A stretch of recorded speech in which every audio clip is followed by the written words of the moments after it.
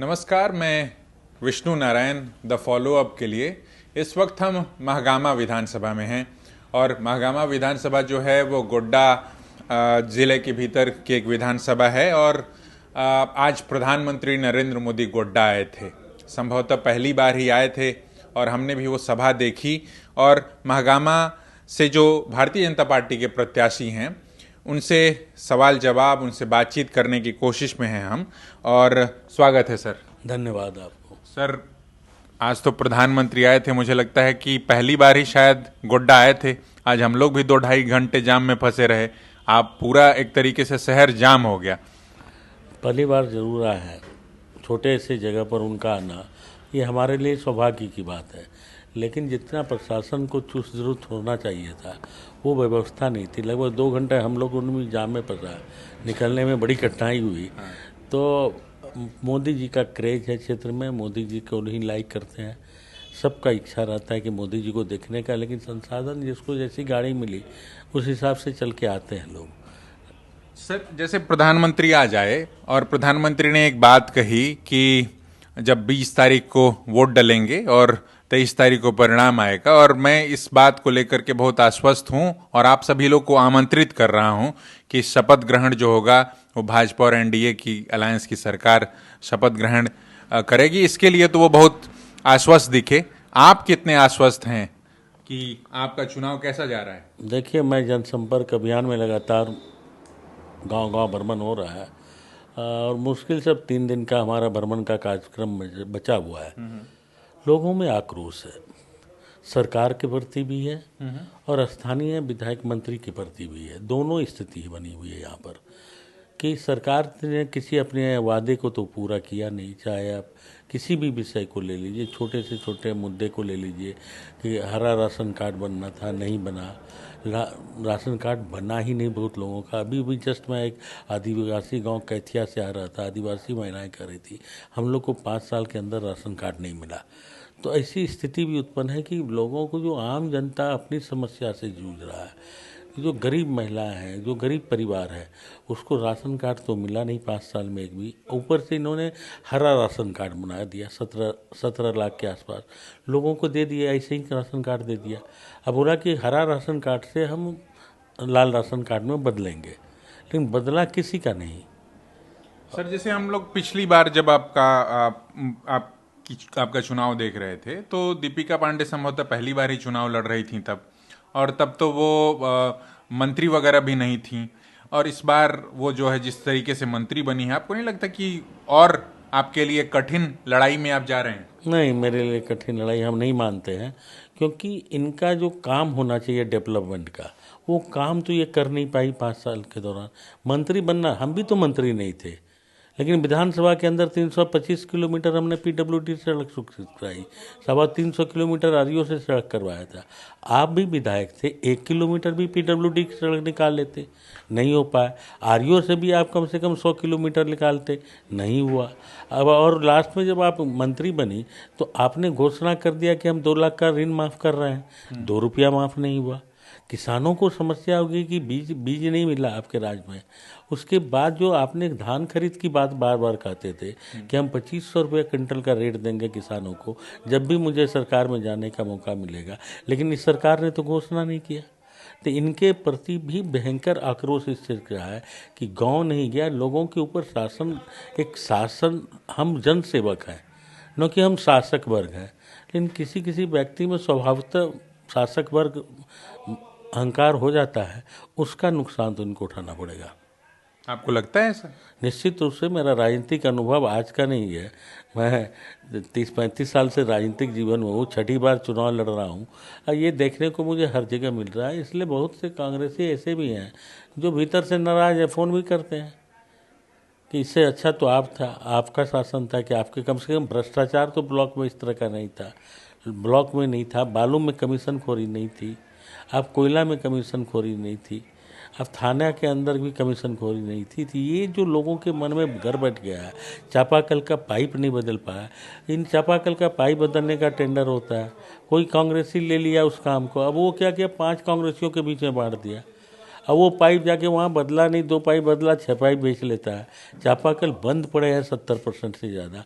तो लोगों को जो मूलभूत छोटी छोटी समस्याएं हैं वो हल ये नहीं कर पाई। सर, इस संदर्भ में हम हालांकि हमने ये सवाल पूछा था, आपका भी मैं एक भाषण सुन रहा था जिस दिन आपने नॉमिनेशन फाइल किया था, उस दिन भी आप बहुत तीखे हमले उन पर बोल रहे थे जिस तरीके से, तो हमने इस संदर्भ में सवाल पूछा था, मगर बोला रहा था कि ये अनर्गल प्रलाप है भारतीय जनता पार्टी के नेताओं का और इस पर वो अपने तरीके से निपटेंगी और केसबारी तक भी जाएंगी, जिस तरीके के जैसे कमीशन खोरी वगैरह का आप लोग आरोप ये जो लगा नहीं, रहे हैं। आप किसी भी आम जनता से पूछ लीजिए, ब्लॉक में यदि जन्म प्रमाण पत्र भी बनवाना है, निवासी भी बनवाना है, तो 500 रुपया तो ग्राम सेवक ले लेता है, 3 दिन दौड़ना पड़ता है।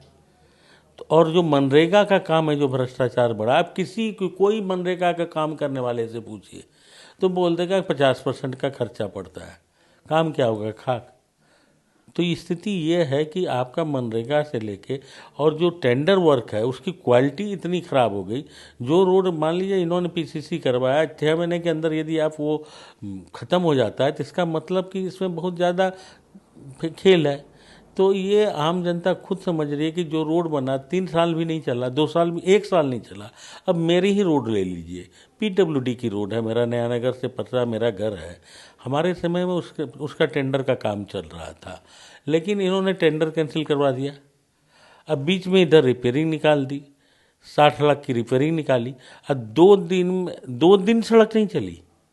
हमने सेक्रेटरी को जांच के लिए लिखा, उन्होंने जांच के लिए लिख दिया, लेकिन चीफ इनके द्वारा फाइल रोक दी गई, क्योंकि हमारे एक्सिक्यूटिव ने हमारी खुद बात हुई, उन्होंने कहा सर मैं लाचार हूँ।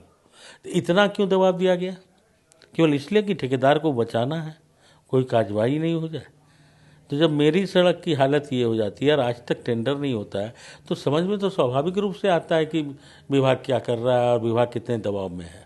तो क्या अशोक भगत इन सारी चीज़ों को इंश्योर करेंगे कि ये सारी चीज़ें यदि हो रही हैं तो आगे नहीं होंगी? निश्चित रूप से हमारे साथ आप किसी से भी आप पूछ सकते हैं, आम जनता से। ब्लॉक व्यवस्थित ढंग से काम करता था, किसी बिचौलिए की जरूरत नहीं है। भारतीय जनता पार्टी का कार्यकर्ता ब्लॉक में नहीं जाता था, आम जनता की जो काम था वो डायरेक्ट काम जाके कराता था। बीडीओ को इंस्ट्रक्शन रहता है कि यदि मेरे कान में किसी तरह की बात आ गई कि आपने नहीं सुनवाई जनता का किया तो इसका परिणाम अच्छा नहीं होगा। जैसे आप कह रहे हैं कि ये पूरा इलाका विकास में पिछड़ गया, तो ऐसे में अशोक भगत के पास क्या एजेंडा है, क्या प्लान है? देखिए, अभी जो हमने आपको एक चीज, एक छोटा सा उदाहरण देता हूँ। यहाँ जिंदल पावर प्लांट गुड्डा में लगना था, अब पानी इसको सुंदर नदी से देना था। सुंदर जलाशय वाली बात आप लगातार लगा कह रहे हैं। कर उस योजना पर हमने हाई कोर्ट किया था, हाई कोर्ट से डिग्री मिला, और रघुवर सरकार के समय हम लोगों ने उनकी योजना 114 करोड़ की स्वीकृत कराई। योजना काम तो हो गया मेन कैनाल का, लेकिन जो उसका कैनाल रूट निकलना था, 5 कैनाल रूट निकलना था ताकि वो किसानों के खेत तक सही तरीके से पानी पहुंच जाए, वो 5 कैनाल भी नहीं बन पाया। तो आपकी गंभीरता बताता है। महात्मा का डिग्री कॉलेज है, जब हम लोगों ने हल्ला गुल्ला शुरू किया कि 3 साल से बंद पड़ा है, तो अभी आप कहते हैं कि एडमिशन ले रहे हैं, लेकिन आपने स्टार्ट तो पढ़ाई नहीं कराई। आईटी कॉलेज बन के महात्मा में रेडी है, लेकिन 3 साल पर उसकी किसी तरह का कार्रवाई नहीं हुई। आपने घोषणा किया था कि बेलबड्डा में हम सब स्टेशन बनाएंगे, आपकी घोषणा थी, हमारे समय की स्वीकृति थी, जमीन का समस्या था, लेकिन आपने घोषणा किया कि हम बना देंगे, वादा करते हैं, आपने नहीं बना पाया। आपने खुद कहा था कि हम 1000 किसानों को खेत तक बिजली का तार पहुंचा देंगे, आपने नहीं पहुंचाया। तो इससे क्या समझा है कि आपके विकास के प्रति कितनी गंभीरता है। जब चुनाव आया तो आप दो रात में आपने रात में जाके नारियल फोड़ना शुरू कर दिया, बोर्ड लगाना शुरू कर दिए। तो जनता बेवकूफ़ नहीं है, आज की जनता बहुत होशियार है, गरीब जनता सब जानती है कि। मगर पटवन की समस्या तो हम सर कई आम लोगों से भी बात कर रहे थे। पार्टी के नेताओं का तो अपना एक तरह की बातें होती हैं, कार्यकर्ता अपने तरीके से उत्साहित होता है, किसी के पक्ष में लामबंद रहता है, मगर आम लोगों का कहना कि ये पूरा इलाका तो खेती पर ही आधारित है और हम तो देख भी रहे थे कि धान की ठीक ठाक खेती हो रही है इस इलाके में, और वैसी स्थिति में जो पटवन की समस्या है वो यथावत बनी हुई है। नहीं, उसमें बहुत से सुधार हुए हैं, हम ये नहीं कहते कि नहीं हुए। एक समय था कि इस क्षेत्र में कोई भी पोखर की खुदाई नहीं थी, बांध की खुदाई नहीं थी, और ये हमारा दो के नहर का पानी, एक यहाँ एक ठाकुर गंगटी का, उसको भी हमने लाइनिंग करवा पीसीसी लाइनअप करवा दिया ताकि वहाँ के किसानों को भी पानी मिले। एक दो प्रोजेक्ट जो हमारे पास संसाधन है, हमारे पास कोई गंगा नदी नहीं है या कोई बड़ी नदी नहीं है, लेकिन जो भी ये नदी सुंदर नदी है, इसके पानी को हमने चैनलाइज कर दिया, उसको बीच बीच में ब्रेक करके चेक डैम हमने बनवा दिया था कि ये पानी किसानों को सुविधा होते रहे। उस क्षेत्र के किसान उठा भी रहे फ़ायदा। आप कभी भी विशेष खान इधर चले जाइएगा, आप कभी भी बसंतरा एरिया में चले जाइए, तो आपको लगेगा कि नहीं इससे फ़ायदा हुआ है। हम जितनी भी परंपरागत पहले साधन है उसको तो जिंदा करना हमारा धर्म बन जाता। एक चीज़ तो है, जो भी जमींदार के सामने बांध डाँड़ पोखर था या नहर था या कैनाल जो कुछ भी था, उसमें लगभग अब 70% काम हम लोगों ने पूरा कर लिया है, 30% काम बाकी है अभी उसमें। माइनिंग के इलाके में संभवतः ओपन माइनिंग ही हो रही है। हम रास्ता भटकते हुए कल रात को जिस रास्ते से गुजरे ललमटिया के इर्द गिर्द, आप ही कॉन्स्टिट्यूंसी में आता है वो पूरा नहीं, इलाका? वो एरिया हमारा बोरियो विधानसभा में पड़ता है। अच्छा। और लेकिन इनकी ऑफिस हमारे क्षेत्र में पड़ती अच्छा। है। तो सर, मगर ये दिखाई पड़ता है कि जो एक आम आदिवासी समाज है वो उससे प्रभावित या पीड़ित है, ज्यादा उसको फायदा नहीं होता। यहाँ एक माइग्रेशन आप भी महसूस कर रहे होंगे कि एक बड़ी समस्या है। चुनाव के इर्द गिर्द थोड़ी बहुत बातचीत होती है, उसके बाद तो फिर कुछ बातचीत भी नहीं होती। नहीं, ये बात हम आपकी मानते हैं कि जिनकी ज़मीन गई उनकी किसी एक व्यक्ति को आपने नौकरी दे दिया। मान लिया जाए कि हमारी ज़मीन गई, हमारे 4 बेटे हैं, एक को आपने दिया, 3 तो इसी तरह पड़ा हुआ है। लेकिन उसमें सुधार ये होना चाहिए कि 3 को परमानेंट किसी न किसी, कितनी भी कंपनियां आके काम करती है उसमें ज़रूर एडजस्टमेंट होना चाहिए ताकि और लोगों का रोजगार का साधन हो सके। ये व्यवस्था यहाँ पर अभी तक खड़ी नहीं हुई है। क्योंकि ये सवाल तो पॉलिसी के लेवल पे ये पॉलिसी लेवल की बात कर रहे हैं कि ये पॉलिसी ये होनी चाहिए कि मान लीजिए 2 एकड़ जमीन गया, हमको मिल गया ICL में नौकरी, लेकिन मेरे भाई को तो नहीं मिला ना। उसको भी, उसके लिए भी ठीक है आप किसी कॉन्ट्रैक्ट कर्मी के यहाँ रखें, लेकिन रखने से बाद ही उसकी स्थिति सुधरेगी। ये आज तक नहीं हो पाया। एक अस्पताल की भी समस्या सुनी जा रही है। अस्पताल को लेकर के भी तरह तरह की बातें कि यहाँ अगर किसी के साथ किसी तरीके की दुर्घटना हो जाए तो भागलपुर जाना पड़ जाता है। देखिए, माननीय सांसद जी ने यहाँ पर 300 बेड का अस्पताल महागमा में 2015-16 में स्वीकृत कराया था भारत सरकार के कोल इंडिया से। तो फिर ये ज़मीन देने की बात आई तो 2018 में इसकी ज़मीन हम लोगों ने महुआरा में दिया। लेकिन बाद में पता चला रघुवर दास की सरकार में, जब हम थे विधायक थे, तो उन्होंने कहा कि अस्पताल तुम बना लो।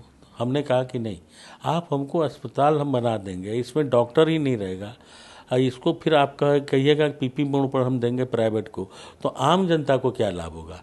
इसलिए हमारा 60 बेड का मेडिकल कॉलेज का मांग है और गोड्डा जिला में है भी नहीं।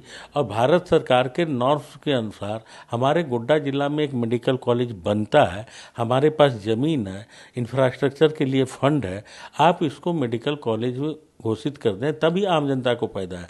कुछ फाइलें आगे भी बढ़ी, लेकिन तब तक चुनाव आ गया, बात यहाँ की तो अटकी। गोड्डा के लोग हालांकि इसको लेकर के, ये गोड्डा लोकसभा में ही आपका क्षेत्र हाँ, आता है, तो कहते हैं कि गोड्डा की सारी चीजें जाते जाते देवघर चली जाती हैं। ऐसा नहीं है, जो हमारे यहाँ क्योंकि देवघर से जिनका नाता है आप जान रहे हैं, मैं उसमें बहुत विस्तार से नहीं जाना चाहता। एक चीज मगर इससे गोड्डा अपने आप को छला हुआ महसूस करता है। नहीं, एक चीज तो आप मान लीजिए कि देवघर अपना एक अलग महत्व है, धार्मिक स्थल है, बड़ा टाउन है, और गोड्डा एक उसके साथ। मगर जहाँ चीजें हों पहले से भी बेहतर, वहाँ और चीजें हो जाए, और जहाँ बिल्कुल ना हो। यहाँ सैनिक स्कूल की मैं बात सुन रहा था, ये सैनिक स्कूल इस इलाके में होना था। इस स्कूल से सैनिक स्कूल की स्वीकृति थी और इसको हेमंत सरकार ने उठा करके जरमुंडी ले गया। लेकिन हमने जनता के बीच कहा है कि यदि मेरी सरकार बनेगी तो फिर से वापस हम यहाँ सैनिक स्कूल ले आए, क्योंकि माननीय विधायिका ने इस पर कोई पहल नहीं किया कि उस सरकार में मंत्री रहते, जो मेरा चीज़ स्वीकृत था, अब वो चीज़ वापस जा रहा था, इन्होंने विरोध नहीं किया। अब पता नहीं क्यों नहीं विरोध किया। हम इस इलाके में जब हैं सर, भटक रहे थे, जैसे आप भगैया का भी जिक्र मैंने आपसे किया, आप भी बता रहे थे बड़ी भगैया छोटी भगैया। भगैया को जब आप इंटरनेट पे सर्च करते हैं तो सिल्क का एक जिक्र आता है। आसपास मैं देख भी रहा था कि भगैया भागलपुरी सिल्क, भागलपुर का सिल्क तो बहुत दूर दूर तक, या उसका कारोबार की चर्चा है, मगर गोड्डा में भी सिल्क होता है, ये बहुत सारे लोग शायद जानते भी नहीं, या होता भी है तो हमने उनसे बातचीत की जो लोग इसमें इन्वॉल्व हैं, उनका कहना है कि हमारे लिए कोई उचित मार्केट, उचित बाजार, उचित प्लेटफॉर्म नहीं है। या फिर मैं उस इलाके में भटक रहा था जब सुंदर पहाड़ी के इलाके में बाबूलाल मरांडी आए थे, तो वहाँ भी देखा कि अर्जुन की खेती हो रही है, मगर एक मार्केट की एक्सपेक्टेशन है उनकी। देखिए, सबसे बड़ी बात है कि भगैया के बुनकरों की स्थिति बहुत खराब थी। हम 2005 में जाते हैं, जिस समय मैं संसदीय सचिव था, भगैया को लेके प्रश्न था मेरा, और संसदीय सचिव के नाते मेरे प्रश्न को करने नहीं दिया गया। हमने रिजाइन दे दिया विधानसभा में कि नहीं, मुझे नहीं रहना है, मुझे ये प्रश्न को करना है, क्योंकि ये भगैया के बुनकरों का मामला है। अर्जुन मुंडा जी मुख्यमंत्री थे, उन्होंने बार बार कहा कि इस्तीफा देने की ज़रूरत नहीं है, हम चलेंगे, हल कर देंगे, लेकिन मेरी जीत थी कि नहीं, इसको करना है। उस समय से ले बुनकरों की हालत बहुत ख़राब थी। सच पूछिए तो 2005 में वहाँ के बुनकर गया जाते थे काम करने के लिए और नेपाल जाते थे, और सबके ऊपर लाखों का कर्जा था। लेकिन धीरे धीरे वहाँ के बुनकरों के लिए हमने वहाँ झार क्राफ्ट का निर्माण करवाया। उसके बाद धोबी काट, जो उनका जो ताना होता है, पहले 1 मीटर कपड़ा बुनता था, तो अब कम से कम दिन भर में 3 मीटर कपड़ा बुनने लगा। अब डिजाइनिंग का काम हो रहा है, प्रिंटिंग का काम हो रहा है, यानी एक संपूर्ण पैकेज आने में समय तो लगता है, लेकिन आज डिजाइनिंग का भी काम हो रहा है, प्रिंटिंग का भी काम हो रहा है। अब मार्केट, ऑनलाइन मार्केट अभी अवेलेबल है, लेकिन हमारा जो अपना टर्म था कि केवल झार क्राफ्ट के भरोसे काम नहीं हो सकता। भगैया के बुनकरों को यदि आगे बढ़ाना है तो यहाँ पर कोकून बैंक एक बनाने का मेरा बहुत सपना था, जो अधूरा रह गया, कि हम यहाँ कोकून बैंक बनाएंगे और मध्य प्रदेश से कोकून लाके यदि हम गरीब बुनकरों को रेट पर देंगे, तब उसकी आमदनी बढ़ेगी और मार्केट तो मिल जाता है। ये सवाल जरा बड़ा है, और कई बार एक जो विधानसभा का चुनाव लड़ने वाले होते हैं उनसे ये पूछना भी, मगर भारतीय जनता पार्टी की सरकार में सर, जो यूथ के एम्प्लॉयमेंट का पूरा मसला था या चल रहा है, धीरे धीरे जिसकी उम्र बीतनी थी वो बीतती जा रही है, और उसमें वो आपकी भी जो गवर्नमेंट थी भाजपा से, उससे भी उसे बहुत जो मिलना था नहीं मिला। हेमंत सरकार से भी यूथ का जो एक्सपेक्टेशन था नौकरी और रोजगार का, वो नहीं मिला। फिर आप पर क्यों विश्वास करे? देखिए, रघुवर सरकार ने 1985 का कट ऑफ डेट रखा और लगभग 80,000 की नियुक्ति हुई, इसी से इनकार नहीं कर सकते। हाँ, सारी नियुक्तियां नहीं हो पाई, लेकिन इनके कार्यकाल में जो हमारे ही समय का जो विज्ञापन था उसको ही फुलफिल नहीं कर पाया ये सरकार। और ये इसलिए हुआ कि ये फिर से 1932 का राग अलापने लगे, वोट बैंक बचाने के चक्कर में रहा। लेकिन हेमंत सोरेन जी चाहते थे कि 1932 लागू हो, लेकिन कांग्रेस कभी इसके पक्ष में नहीं थी। कांग्रेस कभी नहीं चाहती थी कि 1932 का मामला हल हो, क्योंकि इनके जो बाहर से आए हुए आलमगीर आलम जी खुद मंत्री थे और सरकार में नंबर 2 के कैबिनेट मिनिस्टर थे, वो खुद नहीं चाहते थे कि ये लागू हो, क्योंकि यहाँ जो घुसपैठिया है, बांग्लादेशी जो घुसपैठिया है या जो भी है, वो भरा पड़ा है, वो इससे दूर हो जाएगा। इसलिए 1932 के पक्ष में रहा नहीं, टलका पूरा इस मामले को टालता रह गया, और जिसके चलते ये बहाली नहीं कर पाए। हालांकि मैं इस पर आता ही, आप घुसपैठ के सवाल पर आ गए हैं, प्रधानमंत्री भी आज बोल करके गए हैं, मगर मैं कई ऐसे भी नेताओं से बात कर रहा हूं। यहीं पर मैं दीपिका पांडे जी से भी बात कर रहा था। इसके अलावा विधानसभा के जो स्पीकर हैं, नाला से चुनाव लड़ रहे हैं, उनसे, इरफान अंसारी से, अलग अलग जो विपक्ष के नेता हैं, वो कह रहे हैं कि ये लोग अनर्गल प्रलाप कर रहे हैं, एक नए तरीके का हुज्जत क्रिएट करने की कोशिश में लगी है भाजपा, और केंद्र में तो भाजपा की सरकार है, बीएसएफ है, तो फिर केंद्रीय एजेंसीज क्या कर रही हैं? मैं ये बता दूं कि 2023 फरवरी माह की एक चिट्ठी की कॉपी शायद मेरे मोबाइल में भी है, जिसमें राज्य सरकार ने पत्र लिखा है सभी डीसीएसपी को कि ये जो हम लोग के पास सूचना है कि ये बांग्लादेशी के घुसपैठिए यहाँ आते हैं, मदरसे में रहते हैं, फिर यहाँ पर फर्जी आधार कार्ड बनवाते हैं और फिर यहाँ के निवासी बन रहे, ये हमारा नहीं, उनका, इस सरकार का पत्र है। उसी सरकार के पत्र को हमने उठाया है मामला। हम कोई दूसरा अलग से, भारतीय जनता पार्टी दूसरा मामला नहीं उठा रही है, इनके ही सरकार में लिखे गए पत्र को हम लोग इसको मामला पकड़े हैं कि ये जब आपने इस पत्र लिखा तो इसका मतलब कि घुसपैठिया है, था, तब ना पत्र लिखा। उस पत्र के आधार पर भारतीय जनता मांग करती रही है कि एनआरसी लागू होना चाहिए झारखंड में, और संथालपुर नाम में तो जरूर लागू होना चाहिए, क्योंकि जिस हिसाब से यहाँ परिदृश्य बदल रहा है, यह आने वाला कल अच्छा नहीं होगा। लेकिन सर अंत में बढ़ते हुए आपके बगल की ही विधानसभा है बरहेट, वहाँ से मुख्यमंत्री चुनाव लड़ रहे हैं फिर से, और आपको लगता है नहीं कि ये जो दांव इन्होंने चला है, जो 1,000 रुपये मैया योजना वाला और उसके बाद बिजली बिल माफी वाला, ये आप लोगों को भी कहीं ना कहीं जब आप लोग जनसंपर्क में जा रहे हैं तो परेशान कर रहा है, या लोग इसको लेकर के एक रुझान उनमें देखा जा रहा है? इसको देखिए, आप जिस मैया योजना की बात करते हैं, लोगों में आक्रोश भी है। अब तो भूल गया मैया योजना, अब तो गोगो योजना की बात होने लगी गांव गांव में, क्योंकि उनको भारतीय जनता पार्टी पर विश्वास है, मोदी पर विश्वास है। मैया योजना भूल गया। और वृद्धा पेंशन आपने 8 महीने से बंद रखा है, ये मामूली बात नहीं। एक वृद्ध महिला का, और वो महिला के आंख में हमने आंसू देखा है कि बाबू मेरा पैसा काट के मेरी पुतोहू को दे दिया गया। उनका दर्द का अंदाज़ा आप नहीं लगा सकते। तो ये रिएक्शन घर घर है कि बूढ़ी माता का पैसा रुक गया, और ये पैसा सरकार का, ये कोई योजना नहीं था मैया योजना। यदि योजना रहता तो इस नवंबर माह में भी पैसा आना चाहिए। आया है शायद नहीं आया नवंबर माह में। अभी तो नहीं, मैं आज ही के अखबार में पढ़ रहा था कि नहीं चौथी नहीं किस्त आई नहीं है। नहीं नहीं नहीं एकदम नहीं आई है। हेमंत सोरेन ने खुद कहा है कि अब दिसंबर से मिलेगा। मतलब चुनाव हो जाए, सरकार बन जाए, तब व्यवस्था। यदि योजना रहती, विधानसभा से पारित रहता ना। ये तो पैसे का ट्रांसफ़र आप कर दिया इधर से उधर, ये तो सरकार के हक में है, लेकिन आपका ये योजना नहीं था कि आप लगातार, जैसे प्रधानमंत्री का खाद्य योजना चल रहा है, प्रधानमंत्री का कृषि आशीर्वाद योजना चल रहा है, इसमें तो टाइम टेबल कुछ नहीं है, ये तो आते ही रहता है। वैसे ये योजना नहीं है, और मैया योजना को लोग भूल गए। अब मत सोचिए कि याद रखे हुए हैं। और दूसरा कि आपने जो बिजली माफ़ी की बात किया है, ये उतना ज़्यादा इफेक्टिव नहीं है। बहुत से लोगों से तो पैसा ले लिया गया था ऐसे, और ज़्यादातर इसमें पैसे वाले बिजनेसमैन का ही पैसा माफ़ हुआ।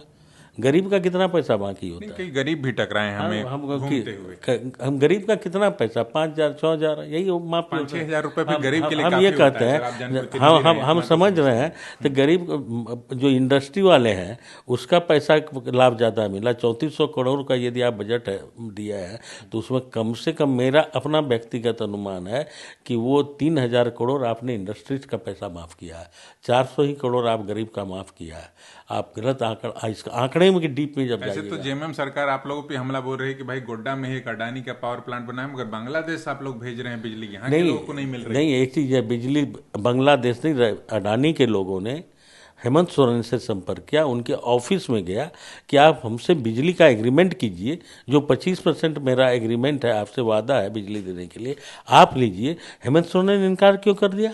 पैसा देना पड़ेगा ना, खरीदनी पड़ेगी, बिजली खरीदनी पड़ेगी, इसके लिए हेमंत सोरेन तैयार नहीं था। ये बात नहीं थी कि अडानी देने के लिए तैयार नहीं था, आप लेने के लिए तैयार नहीं है। आप सोचते हैं कि हम बिजली खरीदेंगे तो बिजली फिर देना पड़ेगा। ऐसे ही बिजली बोर्ड इनके चलते घाटे में जा रहा है, वहाँ पर तो बहुत करप्शन है, सब कुछ जानता है। यहाँ किसे प्रतिद्वंदी के तौर पर देख रहे हैं? हालांकि जेएलकेएम वगैरह भी यहाँ चुनाव लड़ रही है, आपको लगता है कि उसका कुछ नुकसान या फायदा होगा? ना, उसका कोई नुकसान ना फायदा कुछ नहीं होना, वो इतना ज़्यादा नहीं बढ़ना है, वो 1,000-2,000 में से बढ़े। लेकिन यहाँ पर मेरा व्यक्तिगत अनुभव है कि धीरे धीरे ही सही यहाँ पर ट्रेंगुलर फाइट होगा। ट्रायंगुलर? हाँ। किससे किसमें? देखिए, 3 पार्टी हैं। 2014 का भी चुनाव हमने लड़ा था जी। 2014 में भी हमने देखा था कांग्रेस को पिछड़ते हुए।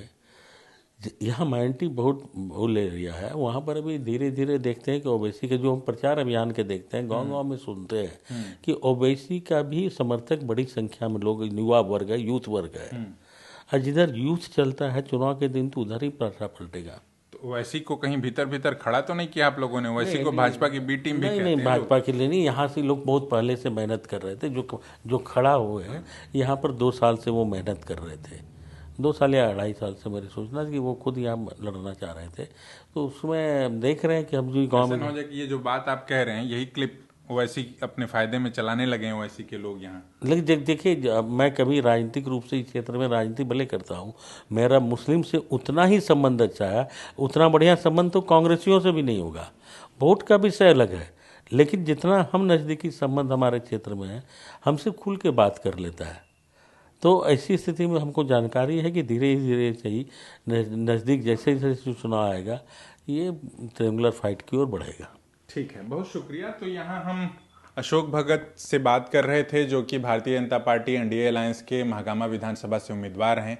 आज प्रधानमंत्री की जो सभा हुई है उसके बाद से वो बहुत आश्वस्त हैं और कॉन्फिडेंट भी कि यहाँ वो चुनाव जो लड़ रहे हैं वो जीत की ओर ही बढ़ेगा उनका काफिला, और ट्रायंगुलर फाइट की बात कह रहे हैं। हालांकि हमें झारखंड घूमते हुए बहुत ऐसे सीटें कम ही दिखाई पड़ी जहां इस तरीके के ट्रायंगुलर फाइट्स रहे हैं।